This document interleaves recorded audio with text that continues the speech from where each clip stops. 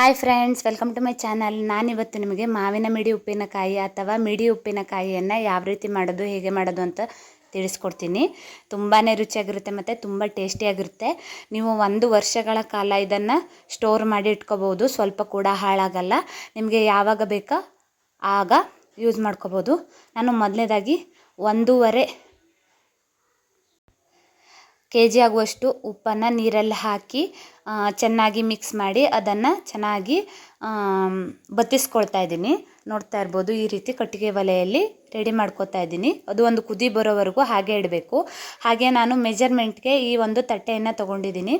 ಇದು ಹಳೆಯ ಕಾಲದ ತಟ್ಟೆ. ಸುಮಾರು ಒಂದು ಅರ್ಧ kg ಆಗುವಷ್ಟು ಇದರಲ್ಲಿ ಹಿಡಿಬೋದು. ಹಾಗಾಗಿ ನಿಮಗೆ ತಟ್ಟೆಯ ಪ್ರಮಾಣವನ್ನು ತೋರಿಸ್ತಾ ಇದ್ದೀನಿ. ಈ ರೀತಿ ಒಂದು ದೊಡ್ಡದಾದ ತಟ್ಟೆಯನ್ನು ತೊಗೊಂಡಿದ್ದೀನಿ. ನೀವು ಕಪ್ಪನ್ನು ಕೂಡ ಯೂಸ್ ಮಾಡ್ಬೋದು. ಹಾಗೆ ಈ ತಟ್ಟೆಯನ್ನು ಚೆನ್ನಾಗಿ ಒರೆಸಿಟ್ಕೊಂಡಿದ್ದೀನಿ. ಸ್ವಲ್ಪ ಕೂಡ ನೀರಿರಬಾರ್ದು.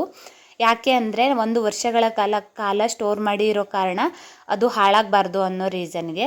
ಹಾಗೆ ನಾವು ಇಲ್ಲಿ ಗ್ರೈಂಡರನ್ನು ಯೂಸ್ ಮಾಡ್ತಾ ಇದ್ದೀವಿ. ಮೊದಲೆಲ್ಲ ಕಲ್ಲಿನ ಮಾಡ್ತಾಯಿದ್ರು, ಒಳಕಲ್ಲು ಅಂತ ಹೇಳ್ತಾರೆ ಅಲ್ವಾ, ಅದರಿಂದ ಮಾಡ್ತಾಯಿದ್ರು. ನಾವು ಈಗ ಗ್ರೈಂಡರನ್ನು ಯೂಸ್ ಮಾಡ್ತಾ ಇದ್ದೀವಿ. ಅದನ್ನು ಕೂಡ ಚೆನ್ನಾಗಿ ಒರೆಸ್ಕೋಬೇಕು. ಹಾಗೆ ಮಿಕ್ಸಿ ಜಾರ್ ಯೂಸ್ ಮಾಡ್ತೀವಿ ಅಲ್ವಾ, ಹಾಗಾಗಿ ಮಿಕ್ಸಿಯನ್ನು ಕೂಡ ಸ್ವಲ್ಪ ಕೂಡ ಒದ್ದೆ ಇಲ್ಲದ ರೀತಿ ಅದನ್ನು ಕೂಡ ಈ ರೀತಿ ಒಣಗಿಸ್ಕೊಳ್ಬೇಕು ಬೆಂಕಿಯಲ್ಲಿ. ಹಾಗೆ ಸೌಟನ್ನು ಕೂಡ ಒಣಗಿಸ್ಕೊಳ್ಬೇಕು. 1 ವರ್ಷಗಳ ಕಾಲ ಸ್ಟೋರ್ ಮಾಡಿ ಇಡೋದ್ರಿಂದ ಈ ರೀತಿಯಾಗಿ ನಾವು ಯಾವುದನ್ನು ಒದ್ದೆ ಇಲ್ಲದಂತೆ ಮಾಡ್ಕೋಬೇಕು. ಈಗ ಮೊದಲನೇದಾಗಿ ನಾನು ಲವಂಗವನ್ನು ಹುರ್ಕೋತಾ ಇದ್ದೀನಿ. ನೋಡ್ತಾ ಇರ್ಬೋದು, ಇಷ್ಟು ಪ್ರಮಾಣದಲ್ಲಿ ಲವಂಗವನ್ನು ತಗೊಂಡಿದ್ದೀವಿ. ಒಂದು 50 ಗ್ರಾಮ್ ಆಗುವಷ್ಟು ಲವಂಗವನ್ನು ತಗೊಂಡಿದ್ದೀನಿ. ಅದನ್ನು ಚೆನ್ನಾಗಿ ಹುರ್ಕೋಬೇಕು.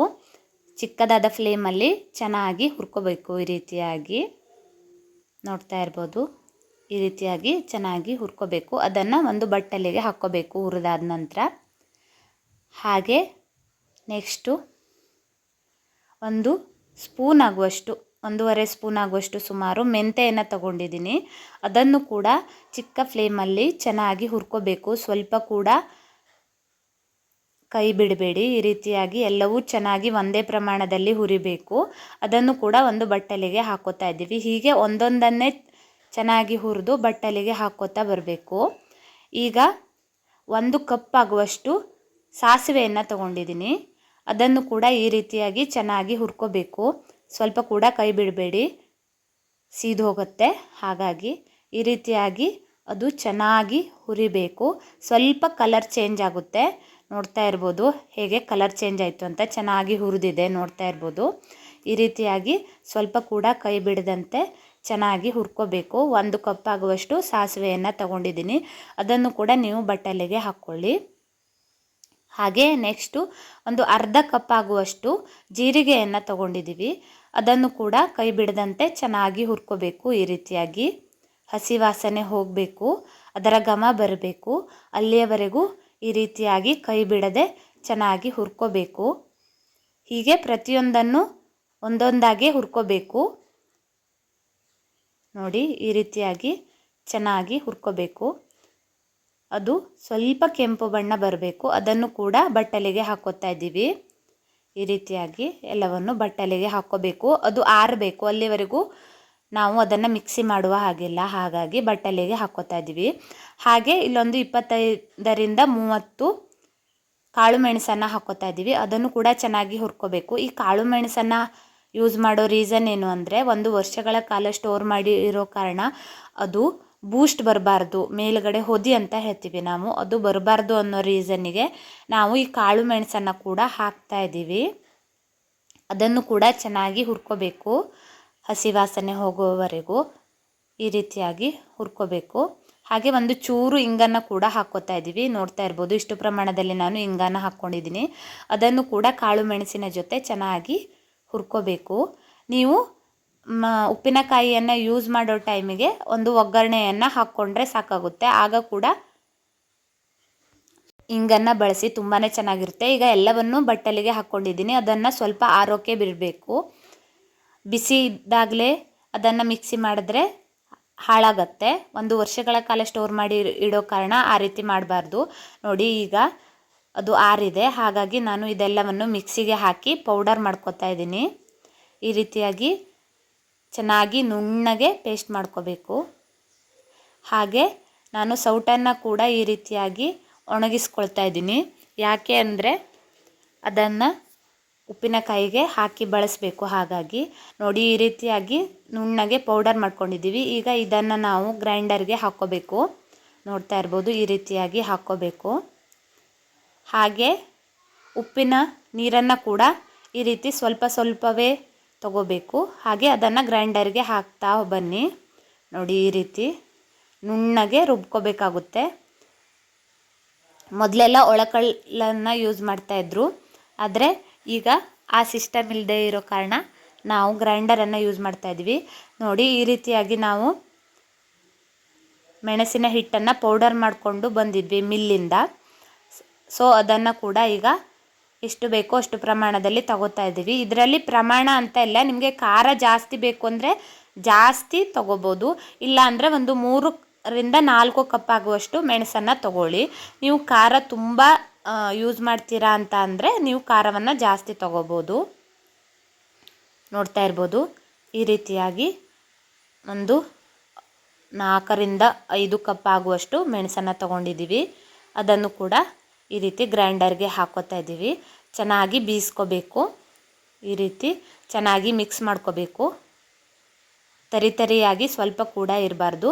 ಆಗಾಗ ಬೇಕಾದಷ್ಟು ಪ್ರಮಾಣದಲ್ಲಿ ನೀರನ್ನು ಹಾಕ್ಕೋಬೇಕು, ಉಪ್ಪು ನೀರನ್ನು ಹಾಕ್ಕೋಬೇಕು. ನಾವು ಬತ್ತಿಸಿ ಇಟ್ಕೊಂಡಿರುವಂಥ ಉಪ್ಪು ನೀರನ್ನೇ ಹಾಕ್ಕೋಬೇಕು. ಸ್ವಲ್ಪ ಕೂಡ ನೀರು ತಾಕಬಾರ್ದು.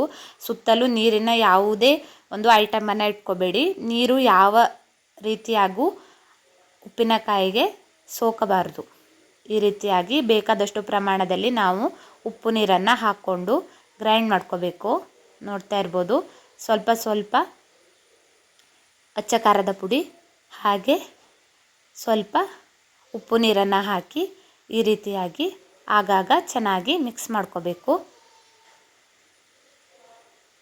ಈ ರೀತಿಯಾಗಿ ಒಂದೇ ಬಾರಿ ಹಾಕ್ಕೋಬಾರ್ದು. ಯಾಕೆ ಅಂದರೆ ಚೆನ್ನಾಗಿ ನುಣ್ಣಗೆ ರುಬ್ಬಲ್ಲ. ಹಾಗಾಗಿ ಆಗಾಗ ಸ್ವಲ್ಪ ಸ್ವಲ್ಪ ಮಾತ್ರ ಹಾಕ್ಕೊಳ್ತಾ ಬನ್ನಿ. ಈ ರೀತಿಯಾಗಿ ನೋಡ್ತಾ ಇರ್ಬೋದು, ಈ ರೀತಿಯಾಗಿ ಚೆನ್ನಾಗಿ ನುಣ್ಣಗೆ ರುಬ್ಕೋಬೇಕು. ಈಗ ಇದು ರೆಡಿ ಆಯಿತು. ನೋಡ್ತಾ ಇರ್ಬೋದು ಎಷ್ಟು ಸಾಫ್ಟಾಗಿ ಮತ್ತು ಚೆನ್ನಾಗಿ ಮಿಶ್ರಣ ಆಗಿದೆ ಅಂತ. ಮತ್ತು ಯಾವುದೇ ರೀತಿಯ ತರಿಯಾಗಿ ಇರಲ್ಲ. ಚೆನ್ನಾಗಿ ನುಣ್ಣಗೆ ರುಬ್ಕೊಂಡಿದ್ದೀವಿ.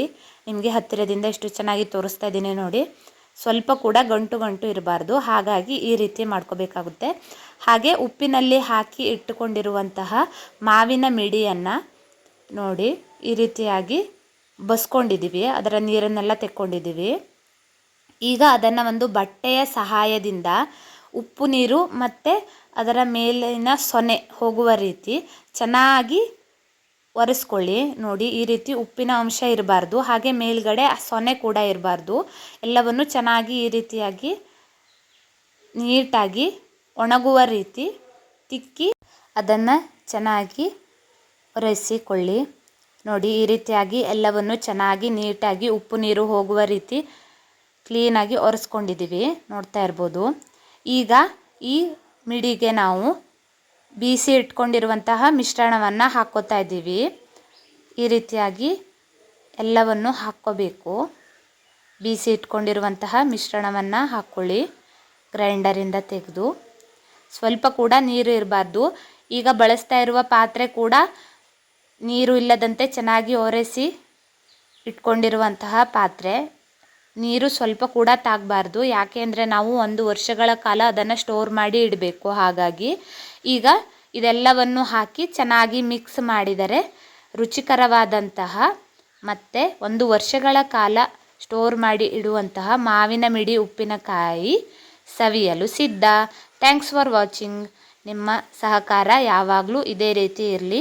ನನ್ನ ಎಲ್ಲ ವಿಡಿಯೋಗಳನ್ನು ನೋಡಿ ಪ್ರೋತ್ಸಾಹ ನೀಡಿ. ಹಾಗೆ ಸಬ್ಸ್ಕ್ರೈಬ್ ಕೂಡ ಮಾಡಿ. Thank you.